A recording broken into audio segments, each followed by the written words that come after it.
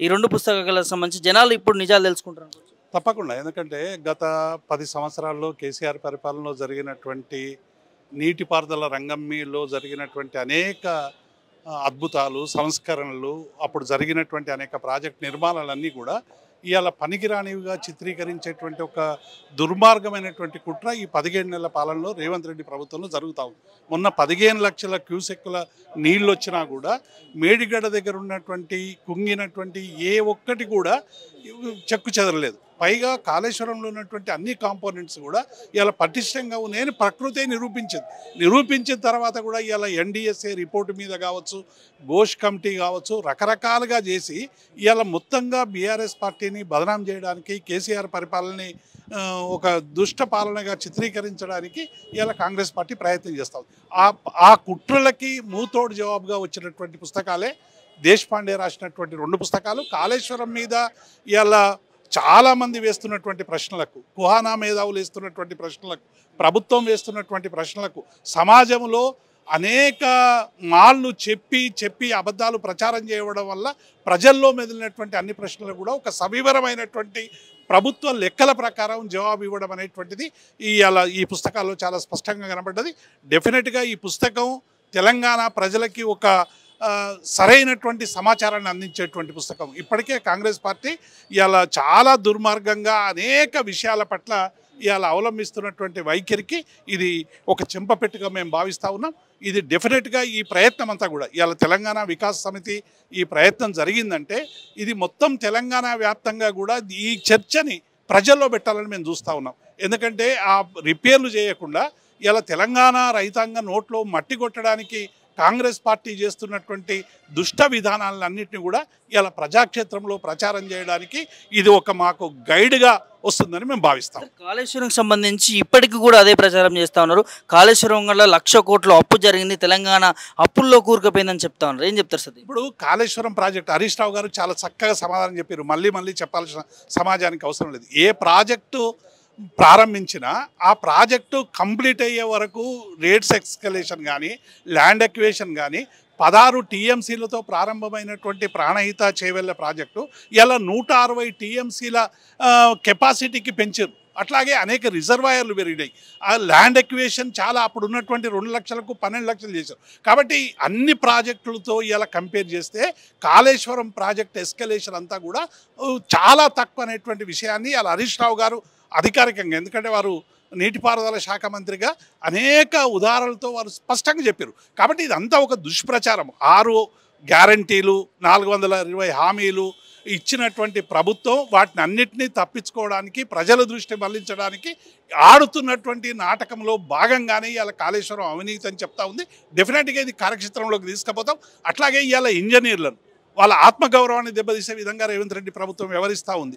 24 గంటలు పనిచేసి శక్తి వంచన లేకుండా పనిచేసినటువంటి తెలంగాణ ఇంజనీర్ల పట్ల ఇలా చాలా దారుణంగా వ్యవహరిస్తూ ఉన్నది. రకరకాల దాడుల పేరు మీద వేధిస్తూ ఉన్నది, మానసికంగా ఇబ్బందులు పెడతా ఉన్నది. కాబట్టి వీటిని అన్నింటినీ కూడా ఇలా సమాజం గమనించాలనేటువంటి విషయాన్ని కూడా ఈ సభ చాలా స్పష్టంగా చెప్పింది అనేటువంటి విషయాన్ని మేము గుర్తు చేస్తా ఉన్నాం. మనతో పాటు బీఆర్ఎస్ పార్టీ రాష్ట్ర అధికార ప్రతినిధి విజయ ఆర్య క్షత్రియ మనతో ఉన్నారు. ఒక్కసారి ఈ బుక్స్కి సంబంధించి మాట్లాడే ప్రయత్నం చేద్దాం. సార్, ఎట్లా చూస్తారు బుక్స్కి సంబంధించి దేశపాండే రాసినటువంటి 2 బుక్స్? ఇవి గత కాలంలోనే వాస్తవంగా రాష్ట్ర ప్రభుత్వం నుండి విడుదల కావాల్సిన సమాచారం ఇది. అయితే కేసీఆర్ గారు అంటే వచ్చే యుద్ధాలన్నీ కూడా నీటి యుద్ధాలు. వాస్తవంగా ఆ నీటి యుద్ధాల్లో భాగంగానే తెలంగాణ ప్రజలను కాపాడడానికి ఒక 100 తరాలకు, ఒక 100 సంవత్సరాలకు దూరదృష్టితో ఆలోచన చేసి కేసీఆర్ గారు నీటి ప్రాజెక్టులను చేపట్టడం జరిగింది. మన తెలంగాణ స్వరాష్ట్రం ముఖ్య లక్ష్యమే నీళ్లు, నిధులు, నియామకాలు. మొదటి ప్రాధాన్యత నీటి మీదనే ఉంది. కాబట్టి పరాయి ఆంధ్ర పరిపాలకుల పాలనలో కాంగ్రెస్ పార్టీ, తెలుగుదేశం పార్టీ ప్రభుత్వాలు ఉండినాయి.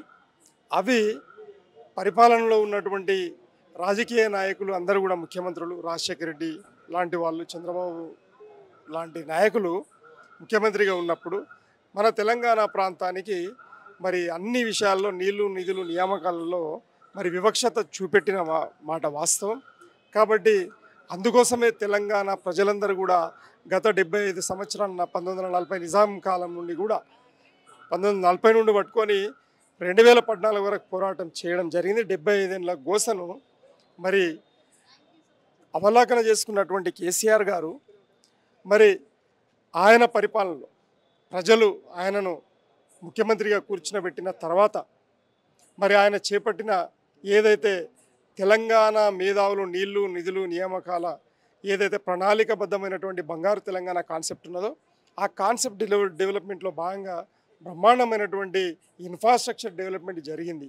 అందులో ప్రధానంగా నీటి ప్రాజెక్టులు, విద్యుత్ ప్రాజెక్టులు, తర్వాత ఇండస్ట్రియల్ ప్రాజెక్టులు, అలాగే ఉపాధి కల్పన ప్రాజెక్టులు, ఇవి 4 తరహా ప్రాజెక్టులు బ్రహ్మాండమైనటువంటి అభివృద్ధిని సాధించడం జరిగింది.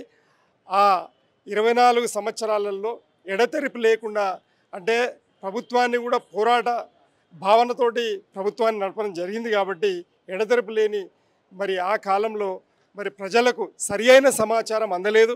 అంటే కేసీఆర్ గారి పరిపాలనలో ఏమేం జరిగిందనే సమాచారం వాస్తవంగా అందలేదు.